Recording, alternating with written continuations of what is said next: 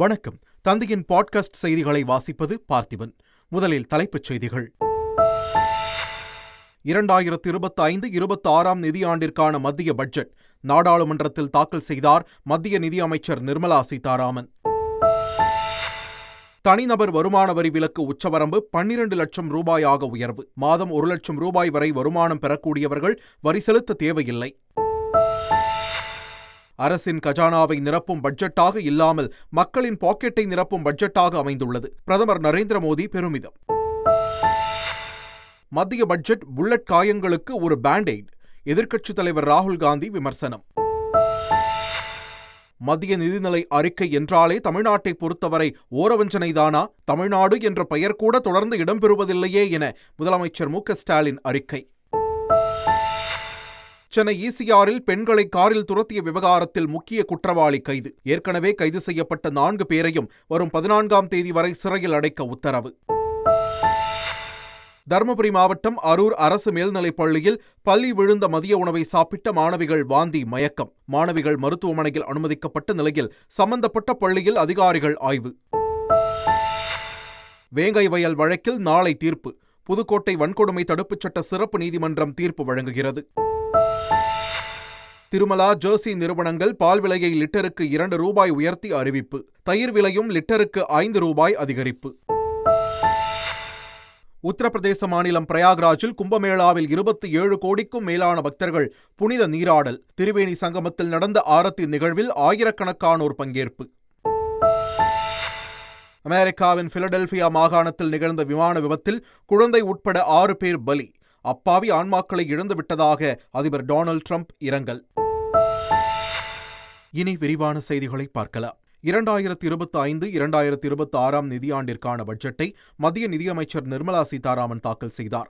நாடாளுமன்றத்தில் 8வது முறையாக மத்திய பட்ஜெட்டை நிர்மலா சீதாராமன் தாக்கல் செய்ததன் மூலம் அதிக முறை பட்ஜெட் தாக்கல் செய்த நிதியமைச்சர் என்ற பெருமையை பெற்றுள்ளார். உலகில் வேகமாக வளரும் பொருளாதாரம் கொண்ட நாடாக இந்தியா திகழ்வதாகவும் மத்திய அரசு மேற்கொண்ட கட்டமைப்பு சீர்திருத்தங்கள் உலக அளவில் கவனத்தை ஈர்த்துள்ளதாகவும் நிர்மலா சீதாராமன் தனது உரையில் குறிப்பிட்டார். பட்ஜெட் உரையை வாசிக்க விடாமல் எதிர்க்கட்சி உறுப்பினர்கள் கூச்சலில் ஈடுபட்டனர். பின்னர் பட்ஜெட்டை புறக்கணித்து வெளிநடப்பு செய்தனர். மத்திய பட்ஜெட்டில் தனிநபர் வருமான வரி விலக்கு உச்சவரம்பு 7 லட்சம் ரூபாயில் இருந்து 12 லட்சம் ரூபாயாக உயர்த்தப்பட்டுள்ளது. இதன் மூலம் ஆண்டுக்கு 12 லட்சம் ரூபாய் வரை வருமானம் பெறுவோர் இனி வரி செலுத்த தேவையில்லை என்று மத்திய அரசு அறிவித்துள்ளது. மூத்த குடிமக்களுக்கான வருமான வரி பிடித்த உச்சவரம்பு 50,000 இருந்து 1 லட்சமாக உயர்த்தப்பட்டுள்ளது. இதேபோல் வீட்டு வாடகை மூலம் கிடைக்கும் வருவாய்க்கான TDS உச்சவரம்பு 2.4 லட்சம் ரூபாயில் இருந்து 6 லட்சம் ரூபாயாக உயர்த்தப்பட்டுள்ளது. மத்திய பட்ஜெட் மக்களுக்கான வரலாற்று சிறப்புமிக்க பட்ஜெட் என்று பிரதமர் நரேந்திர மோடி பெருமிதம் தெரிவித்துள்ளார். ஆண்டுக்கு 12 லட்சம் ரூபாய் வருமானம் வரை வரியில்லா வருமானம் வழங்கப்பட்டுள்ளதாகவும் அனைத்து வருமானம் பெறும் பிரிவினருக்கும் வரி குறைக்கப்பட்டுள்ளதாகவும் அவர் கூறியுள்ளார். இதன் மூலம் மக்களின் பாக்கெட்டை நிரப்பும் பட்ஜெட்டாக அமைந்துள்ளதாக குறிப்பிட்டுள்ளார். அணுசக்தி துறையில் தனியார் பங்கீடு, சுற்றுலாத்துறைக்கு அதிக நிதி என முக்கியத்துவம் வாய்ந்த முடிவுகள் எடுக்கப்பட்டுள்ளதாகவும் பிரதமர் பாராட்டு தெரிவித்துள்ளார். மத்திய பட்ஜெட் குறித்து மக்களவை எதிர்க்கட்சித் தலைவர் ராகுல் காந்தி கருத்து தெரிவித்துள்ளார். உலகளாவிய நிச்சயமற்ற நிலைக்கு மத்தியில் நமது பொருளாதார நெருக்கடியை தீர்ப்பதற்கு ஒரு முன்னுதாரண மாற்றம் தேவைப்பட்டது என்றும், ஆனால் இந்த அரசாங்கம் அந்த யோசனைகளில் திவாலானது என்றும் தெரிவித்துள்ளார். மேலும் புல்லட் காயங்களுக்கு ஒரு பேண்ட்-எய்ட் என்றும் மத்திய பட்ஜெட் குறித்து ராகுல் காந்தி விமர்சித்துள்ளார். மத்திய பட்ஜெட்டில் தமிழ்நாடு என்ற பெயர் கூட தொடர்ந்து இடம்பெறவில்லையே என்று முதலமைச்சர் மு.க.ஸ்டாலின் விமர்சித்துள்ளார். இதுகுறித்து அவர் வெளியிட்டுள்ள அறிக்கையில், உயர்கல்வி தரவரிசை, நிதி ஆயோக் அறிக்கை என மத்திய அரசின் அனைத்து அறிக்கைகளிலும் தமிழ்நாட்டின் செயல்பாடுகளுக்கு பாராட்டு பத்திரம் வாசிக்கப்பட்டு நிதிநிலை அறிக்கையில் மட்டும் தமிழ்நாடு புறக்கணிக்கப்படுவது ஏன் என்று கேள்வி எழுப்பியுள்ளார். எங்களின் கோரிக்கைகளை ஒன்றை கூடவா அறிக்கையில் சேர்க்க மனம் வரவில்லை என்றும், மத்திய பட்ஜெட் என்றாலே தமிழ்நாட்டை பொறுத்தவரை ஓரவஞ்சனைதானா என்றும் கேள்வி எழுப்பியுள்ளார். மத்திய பட்ஜெட்டில் மக்கள் தொகை கணக்கெடுப்பு தொடர்பான செலவுக்கு வெறும் 574 கோடியே 80 லட்சம் ரூபாய் மட்டுமே ஒதுக்கப்பட்டுள்ளதால் இந்த ஆண்டும் மக்கள் தொகை கணக்கெடுப்பிற்கு வாய்ப்பு இல்லை என்று தெரிகிறது. மக்கள் தொகை கணக்கெடுப்பு பணிக்கு 12,000 கோடிக்கு மேல் செலவாகும் என்று கூறப்படுகிறது. கொரோனா காரணமாக தடைப்பட்ட 2021ஆம் ஆண்டிற்கான மக்கள் தொகை கணக்கெடுப்பு பணி மற்றும் தேசிய மக்கள் தொகை பதிவேடு பணிகள் தாமதமாகிக் கொண்டே செல்வது குறிப்பிடத்தக்கது. மத்திய பட்ஜெட்டில் ஆபரண தங்கத்தின் மீதான வரி குறைக்கப்படாததால் ஒரே நாளில் 2 முறை தங்கம் விலை உயர்ந்ததாக தங்க வியாபாரிகள் சங்கத்தினர் தெரிவித்துள்ளனர். சர்வதேச அளவில் தங்கம் விலை உயர்ந்திருந்த போதும் பட்ஜெட் வெளியாக இருந்ததால் வெள்ளிக்கிழமை தங்கம் விலை ஏற்றப்படவில்லை என்று ஜெயந்திலால் சலானி தெரிவித்தார். ஆனால் பட்ஜெட்டில் தங்கம் மீதான வரி குறைப்பு அறிவிப்பு வெளியாகாததால் ஒரே நாளில் 2 முறை தங்கம் விலை உயர்ந்ததாக அவர் குறிப்பிட்டார். சென்னை ECRல் காரில் பெண்களை துரத்திய சம்பவத்தில் மூளையாக செயல்பட்டவரை போலீசார் கைது செய்தனர். இவ்வழக்கில் ஏற்கனவே கைது செய்யப்பட்ட 4 அடுத்த மாதம் 14ஆம் தேதி வரை நீதிமன்ற காவல் விதிக்கப்பட்டுள்ளது. முக்கிய நபராக தேடப்பட்டு வந்த சந்துருவை வெளிமாவட்டத்தில் வைத்து போலீசார் கைது செய்தனர். முட்டுக்காடு பாலத்தில் கெத்து காண்பிக்க இச்சம்பவத்தில் ஈடுபட்டதாக சந்துரு வாக்குமூலம் அளித்துள்ளார். அத்துடன் இவர் மீது கடத்தல் உள்ளிட்ட 2 குற்ற வழக்குகள் நிலுவையில் உள்ளது. தலைமறைவாக உள்ள மற்ற நபர்களையும் போலீசார் தேடி வருகின்றனர். வேங்கை வயல் வழக்கில் CBCID மற்றும் VCK சார்பில் தொடரப்பட்ட வழக்குகளின் மீதான தீர்ப்பை புதுக்கோட்டை வன்கொடுமை தடுப்புச் சட்ட சிறப்பு நீதிமன்றம் நாளை வழங்குகிறது. வேங்கை வயல் வழக்கில் CBCID போலீசார் தாக்கல் செய்துள்ள குற்றப்பத்திரிகையை ரத்து செய்யக்கோரி VCK சார்பில் மனு தாக்கல் செய்யப்பட்டுள்ளது. இந்த வழக்கு வன்கொடுமை தடுப்புச் சட்டத்தின் கீழ் வராததால் நீதித்துறை நடுவர் நீதிமன்றத்திற்கு மாற்றக்கோரி CBCID சார்பிலும் மனு தாக்கல் செய்யப்பட்டுள்ளது. தருமபுரி மாவட்டம் அரூரில் அரசு மேல்நிலைப் பள்ளியில் பள்ளி விழுந்த மதிய உணவை சாப்பிட்ட 8 மாணவிகளுக்கு வாந்தி மயக்கம் ஏற்பட்டது. உடனடியாக 8 மாணவிகளும் அரூர் அரசு மருத்துவமனையில் அனுமதிக்கப்பட்டனர். இதில் ஒரு மாணவிக்கு மட்டும் அதிக மூச்சுத்திணறல் ஏற்பட்ட நிலையில் அவருக்கு தீவிர சிகிச்சை அளிக்கப்பட்டது. இதுகுறித்து வருவாய் கோட்டாட்சியர் மகளிர் மேல்நிலைப் பள்ளியில் விசாரணை மேற்கொண்டார். விடுதலை புலிகள் அமைப்பின் தலைவர் பிரபாகரன் தனக்கு துப்பாக்கிச் சுட கற்றுத்தந்ததாக ஈரோடு பிரச்சார மேடையில் சீமான் தெரிவித்துள்ளார். ஈரோடு கிழக்கு இடைத்தேர்தல் பிரச்சாரம் நாளையுடன் நிறைவடைகிறது.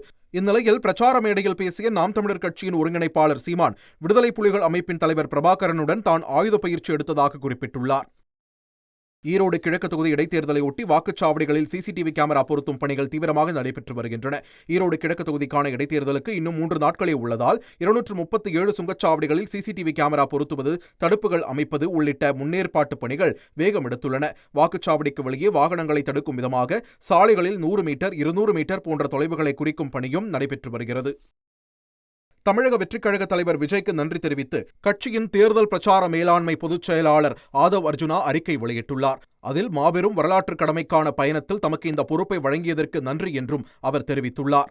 மக்களுக்கான அரசியலை முன்வைத்து தாம் தமிழக வெற்றிக் கழகத்தில் கரம் கோர்த்துள்ளதாகவும், தலைவர், முக்கிய நிர்வாகிகள், கட்சித் தோழர்கள் மற்றும் மக்கள் சக்தியுடன் இணைந்து மக்களுக்கான ஜனநாயகத்தை உருவாக்குவோம் என்றும் அவர் அந்த அறிக்கையில் குறிப்பிட்டுள்ளார்.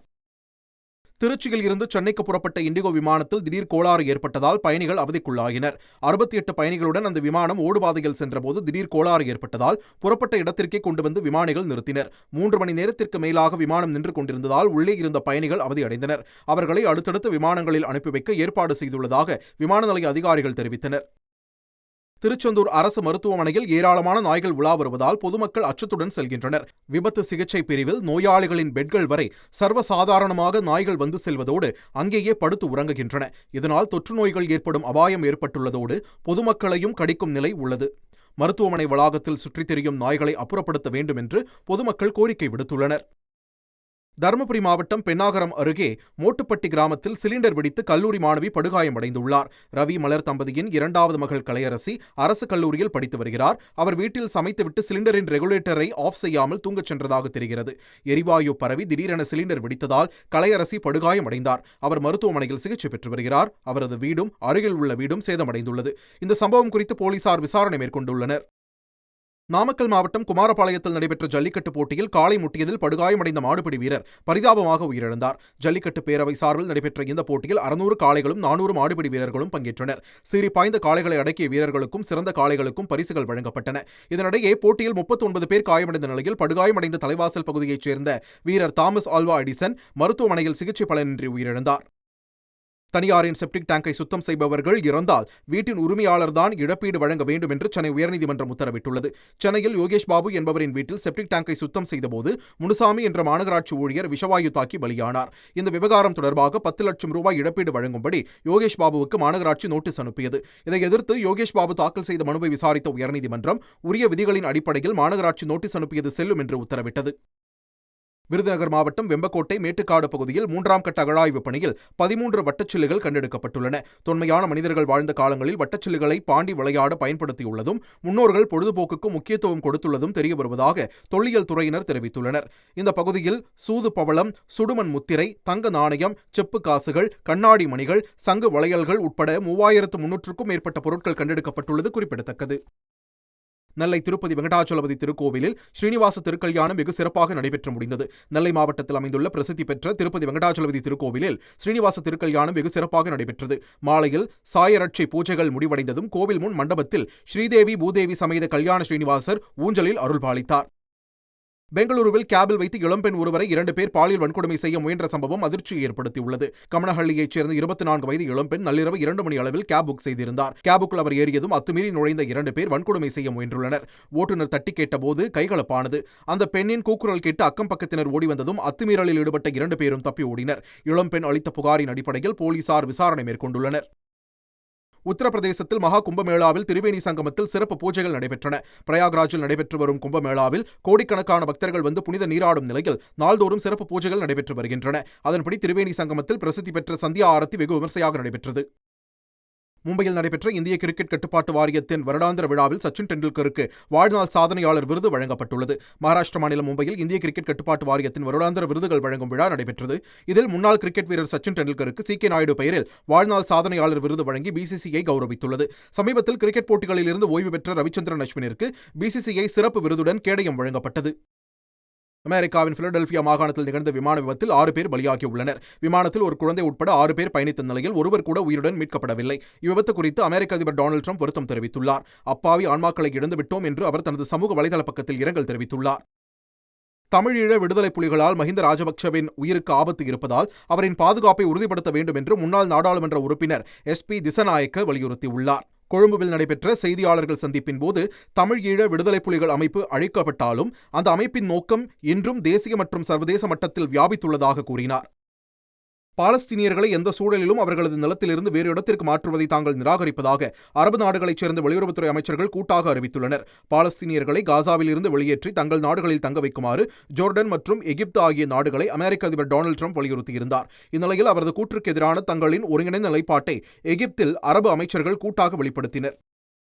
ஹமாஸ் தரப்பில் 3 பிணை கைதிகள் விடுவிக்கப்பட்டதை அடுத்து இஸ்ரேல் தரப்பிலிருந்து 183 பாலஸ்தீனிய கைதிகள் விடுவிக்கப்பட்டனர். பேருந்தில் அழைத்து வரப்பட்ட பாலஸ்தீனிய கைதிகளை மேற்கு கரையில் கூடியிருந்த மக்கள் உற்சாகத்துடன் வரவேற்றனர். 8 மாதங்களுக்கு பிறகு காசா மற்றும் எகிப்துக்கு இடையேயான எல்லை நகரமான ரஃபா மீண்டும் திறக்கப்பட்டுள்ளது. முதற்கட்டமாக காயமடைந்த பாலஸ்தீனியர்கள் சிலர் அங்கு சிகிச்சைக்காக அனுப்பி வைக்கப்பட்டுள்ளனர். உலக சுகாதார அமைப்பின் அறிக்கையின்படி 12,000 முதல் 14,000 வரையிலான பாலஸ்தீனியர்களுக்கு உடனடி மருத்துவ சேவை தேவைப்படுவதால் உடனடியாக அவர்கள் காசாவை விட்டு வெளியே அழைத்துச் செல்லப்பட வேண்டும் என்று தெரிவிக்கப்பட்டிருந்தது குறிப்பிடத்தக்கது. சோமாலியாவில் ஐஎஸ் தீவிரவாதிகளுக்கு எதிராக அமெரிக்கா வான்வழி தாக்குதல் நடத்தியுள்ளது. குகைகளில் பதுங்கியிருந்த பல தீவிரவாதிகள் இந்த தாக்குதலில் கொல்லப்பட்டுள்ளதாக அமெரிக்க அதிபர் டொனால்டு டிரம்ப் தெரிவித்துள்ளார். இது தொடர்பாக அவர் வெளியிட்டுள்ள சமூக வலைதள பதிவில், அமெரிக்காவை தாக்க நினைப்பவர்கள் யாராக இருந்தாலும் அவர்களை தேடிச் சென்று கண்டுபிடித்து நாங்கள் கொள்வோம் என்பதை இதன் மூலம் சொல்லிக் கொள்கிறோம் என்று கூறியுள்ளார். மீண்டும் தலைப்புச் செய்திகள். 2025-26 நிதியாண்டிற்கான மத்திய பட்ஜெட் நாடாளுமன்றத்தில் தாக்கல் செய்தார் மத்திய நிதியமைச்சர் நிர்மலா சீதாராமன். தனிநபர் வருமான வரி விலக்கு உச்சவரம்பு 12 லட்சம் ரூபாயாக உயர்வு. மாதம் 1 லட்சம் ரூபாய் வரை வருமானம் பெறக்கூடியவர்கள் வரி செலுத்த தேவையில்லை. அரசின் கஜானாவை நிரப்பும் பட்ஜெட்டாக இல்லாமல் மக்களின் பாக்கெட்டை நிரப்பும் பட்ஜெட்டாக அமைந்துள்ளது. பிரதமர் நரேந்திர மோடி பெருமிதம். மத்திய பட்ஜெட் புல்லட் காயங்களுக்கு ஒரு பேண்ட்-எய்ட். எதிர்க்கட்சித் தலைவர் ராகுல் காந்தி விமர்சனம். மத்திய நிதிநிலை அறிக்கை என்றாலே தமிழ்நாட்டை பொறுத்தவரை ஓரவஞ்சனைதானா? தமிழ்நாடு என்ற பெயர் கூட தொடர்ந்து இடம்பெறுவதில்லையே என முதலமைச்சர் மு.க. ஸ்டாலின் அறிக்கை. சென்னை ஈசிஆரில் பெண்களை காரில் துரத்திய விவகாரத்தில் முக்கிய குற்றவாளி கைது. ஏற்கனவே கைது செய்யப்பட்ட 4 பேரையும் வரும் 14ஆம் தேதி வரை சிறையில் அடைக்க உத்தரவு. தருமபுரி மாவட்டம் அரூர் அரசு மேல்நிலைப் பள்ளியில் பள்ளி விழுந்த மதிய உணவை சாப்பிட்ட மாணவிகள் வாந்தி மயக்கம். மாணவிகள் மருத்துவமனையில் அனுமதிக்கப்பட்ட நிலையில் சம்பந்தப்பட்ட பள்ளியில் அதிகாரிகள் ஆய்வு. வேங்கை வயல் வழக்கில் நாளை தீர்ப்பு. புதுக்கோட்டை வன்கொடுமை தடுப்புச் சட்ட சிறப்பு நீதிமன்றம் தீர்ப்பு வழங்குகிறது. திருமலா ஜெர்சி நிறுவனங்கள் பால் விலையை லிட்டருக்கு 2 ரூபாய் உயர்த்தி அறிவிப்பு. தயிர் விலையும் லிட்டருக்கு 5 ரூபாய் அதிகரிப்பு. உத்தரப்பிரதேச மாநிலம் பிரயாக்ராஜில் கும்பமேளாவில் 27 கோடிக்கும் மேலான பக்தர்கள் புனித நீராடல். திரிவேணி சங்கமத்தில் நடந்த ஆரத்தி நிகழ்வில் ஆயிரக்கணக்கானோர் பங்கேற்பு. அமெரிக்காவின் பிலடெல்பியா மாகாணத்தில் நிகழ்ந்த விமான விபத்தில் குழந்தை உட்பட 6 பேர் பலி. அப்பாவி ஆன்மாக்களை இழந்துவிட்டதாக அதிபர் டொனால்டு டிரம்ப் இரங்கல். இத்துடன் தந்தையின் பாட்காஸ்ட் செய்திகள் நிறைவு பெறுகின்றன. வணக்கம்.